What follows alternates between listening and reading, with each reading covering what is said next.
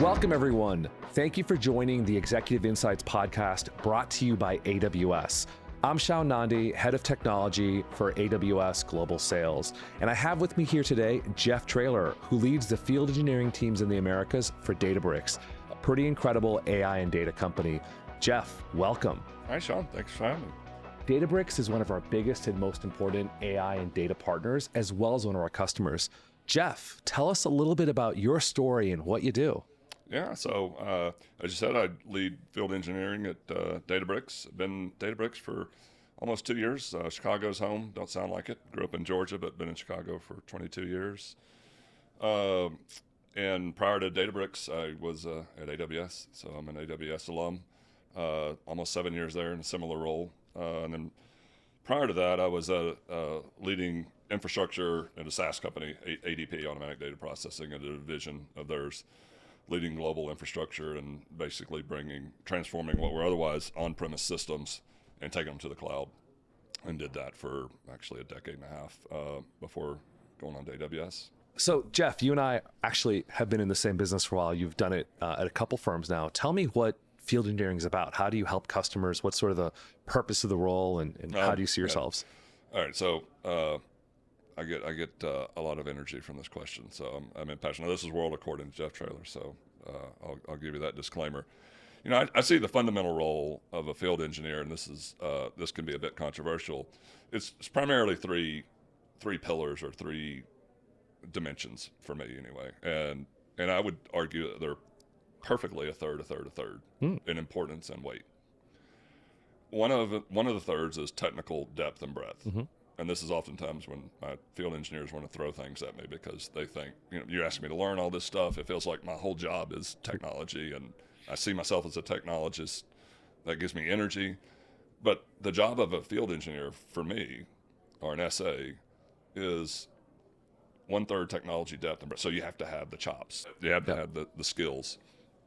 But the other third is you have to have that deep customer centricity, that really unpacking the customer, understanding the customer's customer, really having the vision and really deeply understanding what your customer's trying to accomplish. Not necessarily what they're asking for, but like 5 whys, unpacking what they're trying to accomplish, why it's important to them, how they measure success, who their competitors are, who their customers are, what are the conditions by which they're currently operating, what is their ability to execute.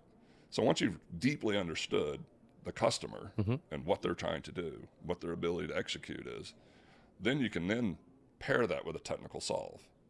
And you can have the technical imagination that they might otherwise not have, because they're doing their job working in their industry. They don't get the benefit that you or I had to get to see across many different customers.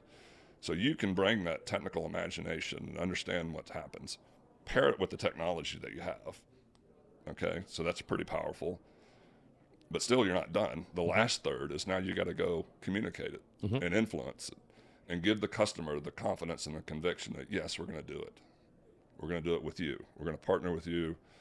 We're going to go faster than we're comfortable going. Yep. We're going to think bigger than we were otherwise thinking. And we're going to get started. And we're not going to do the analysis paralysis. We're not going to wring our hands perpetually, but we're going to get going. And this is how we're going to go about it. I love this breakdown. So having the technical chops, having the business acumen and empathy to really understand what a customer needs and where they're coming from, and then having that voice to be helping them on that journey and to be convincing them that, you know, they just need to move it forward in a way that helps them. Well, excellent. I mean, you've seen it all. You've been a customer, you've helped customers from AWS, now you're helping them from one of our partners. What are you seeing happening right now in the industry trend-wise? What is Databricks thinking and doing? Yeah, so Databricks is really, you know, our foundation is, we're a data and AI company. That's kind of how we were founded, or we're a founder-led organization. All the founders were working at Berkeley Labs, PhD students or faculty.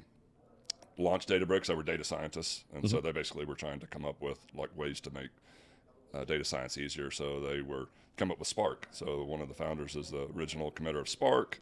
That's awesome. ML Flow as well, Delta format. So it's a very open source lineage, originally built on AWS from the foundation.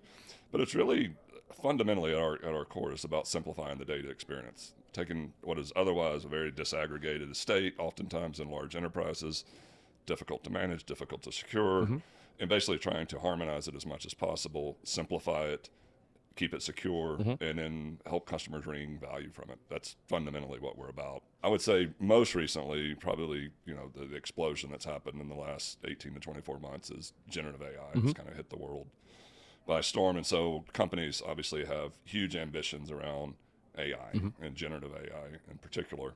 As we know, there is no real generative AI outcomes without data. I mean, data, it is the classic garbage in, garbage out. So it's absolutely foundational and central to customers realizing those capabilities. And so that plays right into kind of what we're about and kind of how we go to market.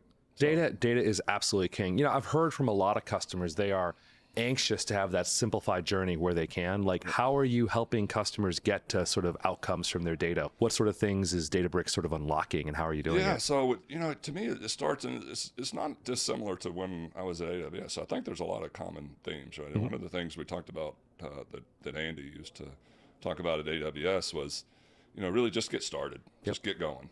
Get started. Don't try to boil the ocean at first. It's great to have a huge ambition. It's great to want to innovate with the greatest innovators on the planet. But, first of all, just get started. Stop digging. Get started. Work with an AWS, work with a Databricks, work with a partner that will help you, that's done this thousands of times for customers, help you avoid the easy traps and avoid the pain of change that happens. But, the first thing I would say is to, land your vision. Like, what do you want to accomplish? Yeah. Anchor it to a business outcome. It's not just pursuing the latest vanity project or the latest technology trend, because that really ultimately, doesn't really serve you. If it's not anchored to a business outcome, you're not gonna succeed, and you're not gonna be doing it for very long. So, number one is, what do you want to accomplish from a business standpoint? So, cast the vision and then communicate it. Like, what are you trying to do? Why it's important? Bring your organization along, because I've seen so many technology transformations and initiatives never get off the launch pad because either they started too big in their vision, and it was analysis paralysis kind of concept. So they really just can never get off the dime, like where to start. It was a perpetual debating society, or they didn't bring people along with them. They didn't bring the organization along. But really what it's about is most transformations are around disrupting status quo and trying to leap ahead to what's possible. And most of your organization understands the pain of status quo because they live it. Yeah. So they're ready to do it, but it's just human nature. It's like, what does it mean for me? Like, so there's going to be some reluctance, and they've seen too often with companies, big initiatives and a lot of fanfare, and they don't, they kind of burn out. Yeah. And so there's going to be some skepticism a little bit, and there's going to be what is my part in it? But if you land the vision, here's what we're doing, here's why it's important, and here's your part in it. That's huge. That's super important. And then get going, and then kind of figure out, how are you going to measure? Like, what does success look like? How are you going to hold yourself accountable to achieve those outcomes? And then, as I said, start small, get some early wins, get some momentum, because that'll help you overcome the inertia that's inevitable. But once you have that vision, it's super important to have, what is your technology estate? Like, what is the strategy? What is the architecture? Because it's super important to get that landed. And that's, again, where you come in to work with AWS, work with Databricks, work with partners that have done this. And then it helps you build that foundation that's super important. And once you get that foundation in place, it's like the magic of compounding. Like, you get the foundation in place, you get some early wins, you get some organizational momentum, you get some learnings, you realize the things that you were fearful of aren't nearly as nasty and gnarly as you thought, and the things that you weren't even thinking about can bite you, but you get some learnings, and then it starts just really accelerating from there. And those learnings are probably really levers that let you accelerate. There's a lot you said there that we can start to unpack. I think the first that I heard that's super exciting is something we love to do here as well, which is identify the problem and maybe work backwards from it and get to the right opportunity for the customer rather than just do tech for tech's sake. That's right. On the second, you mentioned sort of the change in how, you have to grapple with organizational stasis.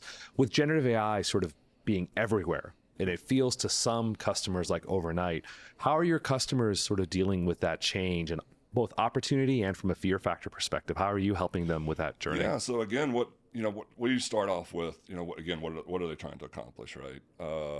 And then ensuring that they have that foundational, like, do they have their data in a manner that's useful? Is it been deduped to the extent possible? Has it been cleansed? Has it been secured? Like, do you have readiness to do generative AI? And then what are you trying to accomplish with it? So, we typically tell people, because the first instinct is, oh my gosh, I'm going to be an industry disruptor, and I want to go to market, and I want to change the way we do our product delivery, our customer experience. And that could be awesome. But oftentimes, the best way to use it is to start inside, like help your company run more efficiently. How do you get more effective to execute faster? And then that's indirectly helping the customer experience, but get good at that. Help your organization be more efficient, quicker time to market. Then once you build that confidence, then you can start dabbling or being more ambitious in changing how you actually interface with customers. Yeah.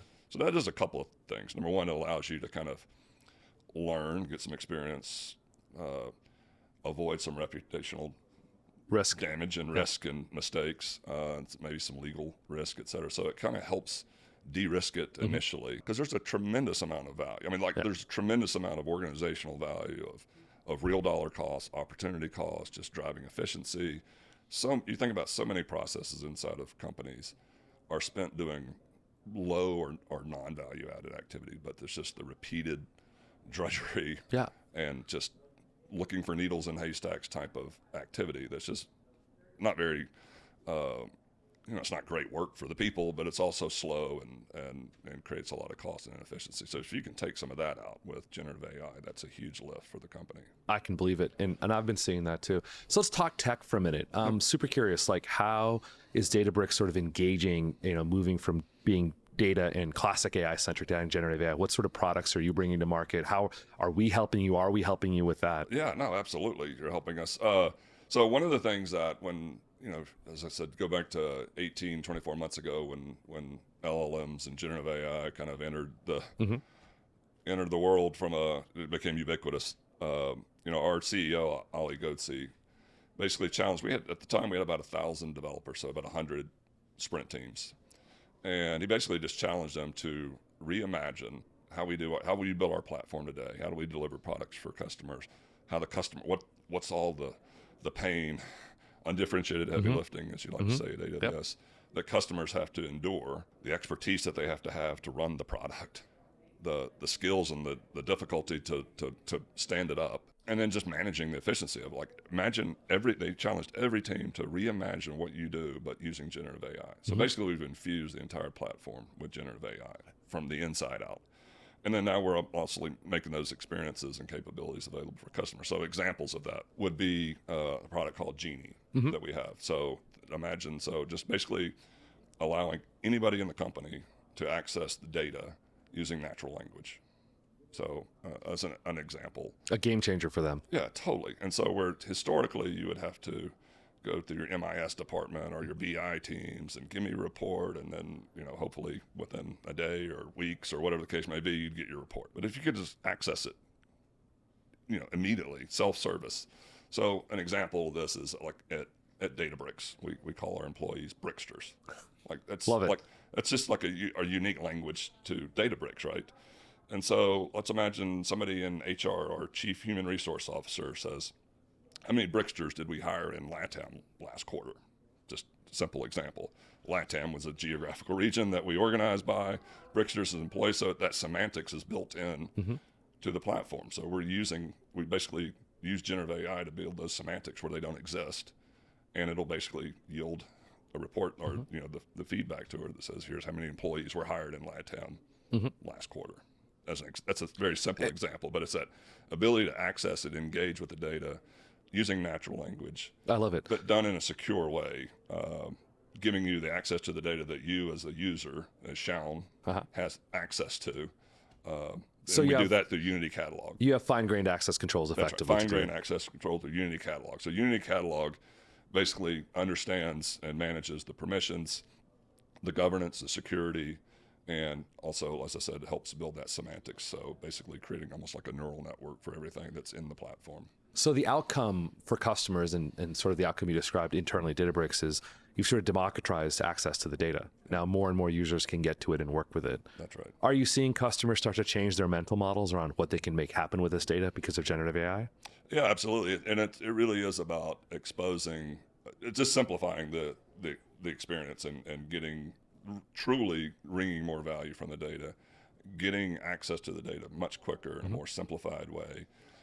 As I said, making use of natural language, the days of needing to know SQL or Python or whatever the case may be to get at the data, understanding, the looking at the data library and understanding what to access, that's no longer required with the generative AI tools like Genie as an example. Yeah. We have an AI BI utility as well. It's a BI capability that allows you to use natural language and drag and drop and create dashboards. Like big business users are able to do this, where historically you had to have departments, skilled people that would do that on your behalf. Yeah. It sounds like a really big change in how companies have the potential to operate and really get to their data and have actions come from that data. What about the people and specifically, like, I'll just turn to your team, for example. How are they keeping up with this rate of change? How are they learning about this? How are you attracting and retaining talent in this sort of amazing time where there's, I think, a new model being released every week, it feels like. And it does seem that way. I think there's a couple things. Number one, it's I'm going to tell you anything, given your role at AWS, it's very difficult. To attract. There's a hunt for talent right now, as you might know. How they do it. Number one, they're super bright people. They're super energetic. Obviously, we look for that. But I think the pace of change gives them energy. Actually, I think that what seems like an endless being on a treadmill of learning what seems to be just as soon as you think you've got it, something new drops. But that also kind of creates a bit of energy and it acts as a catalyst for them to do it. Obviously, just using generative AI and large language models helps you to get access and get smarter faster as well. Yeah. So a lot of our teams use it. A lot of our developers use it for they're ramping code quicker. correction. Yeah. No, they're constantly. It's dramatically changing the developer experience as well. That's incredible. We've seen that too. I'm curious, any words of advice for your customers, our customers, all those enterprises and ISVs and mid-market firms out there? How should they be bringing talent in? What kind of talent should they be looking for to take advantage of generative AI and all the changes that are happening? Yeah, I think, it's obviously to the extent you have classic IT training and skills and experience is always desired. But I think, the days of everyone needing to know how to code and being that as a requirement, I think with prompt engineering and just being able to access them through conversational chat experiences, I think will help simplify that. But it's the same old, like looking for people that want to learn, that are ambitious, that are comfortable being uncomfortable, or leaning into the technology because it's just super disruptive. But there's constantly capabilities that are being brought to market that help simplify it. So certainly if you can code and all those things, it's wonderful. But I think it's going to become less and less of a barrier to entry for a lot of people doing what would otherwise be technology jobs, but are made much easier. Technology is slowly going everywhere. I've been seeing that for a while. Right. So Jeff, tell me, one thing I've heard from customers is, this jump in fast and start experimenting is great, but they're trying to figure out how to have production value out of this, how they want to take a use case and actually put it out there at scale. How are you seeing customers think about things like return on investment, and what are some of the metrics and measures, and how are they doing that? Yeah, so one of the things that we see, one of the big emerging opportunities that we see in the data and AI space and generative AI as well is personalization. That's kind of somewhat the holy grail for all user experiences, and just making that a better user experience, be it internally or externally. If you think there's a customer like Skechers, shoe manufacturer, they use Databricks to do personalization. And so personalization, if you think about it, personalization is really hard because it requires a ton of data wrangling and accessing data, doing it in a way that is secure, that respects privacy, but basically teasing many different data signals from different areas of your technology stack and accessing maybe third-party data, as an example. It could be weather or any other kind of influences that might change the personalization experience. Bringing all that together, and that can have huge ROI, huge impact, because as a buyer or a consumer, it feels very different, right? It just feels, magical almost, and that's huge ROI. Yeah. If you think about that, the customer lifetime retention, customer lifetime value, if you can retain that, and personalization can help you do that, that's huge. I am curious, like with your customers as they go on this journey, what are things that they're nervous about or worried about, and how are you alleviating those fears? Yeah, I think in using the generative AI space, Yep. or just data broadly, security is always 100%. always going to be a huge thing. Just the reputational damage and liability that can come from that, which makes it all the more important that you have complete understanding of your data and where it resides, deduping it, making sure it's secure, fine-grained, access control, lineage. So if you think about an example, and again using generative AI as an example. So you can imagine, on Databricks, let's assume you're training model. You're using your data to pre-train models, and you've got data and you've got tables that are not meant to have PII data in them. So if you talk from one end of the stack all the way from your ETL processes and landing the data, and you're not meant to have, this is data that's not meant to or it should mask PII data as an example, but a mistake happens. Somebody makes a mistake. It starts injecting PII data. Yep. It's now going downstream. It's being used to train models, and now you've trained a model with PII data. I mean, that could be huge reputational impact and liability impact. Well, with things like Databricks and using Unity Catalog, we have that visibility across the entire stack, across all what would otherwise historically be disaggregated data in different silos. It's all unified. And so basically we have technologies within the application that will identify that quickly, expose it to you, and say, Shaown, you've got PII data in this table that you weren't meant to have, and here's when it started. And basically you can create a lineage map, and it'll bring you up, show the map, when it got introduced, where it got introduced, and then upstream, where it's been, since that happened, where it's been used. Oh no, we started training this model last night using this data. Stop. And you can roll back the change and quickly I love it. Quickly avert what otherwise would be, a huge, potentially a huge impact. So the tooling and the mental model all together. That's right. Jeff, thank you so much for being with us today and giving us some vision and inspiration from how you operate at Databricks and how the Databricks helps customers with AWS. It's really great to hear. Well, thank you for having me.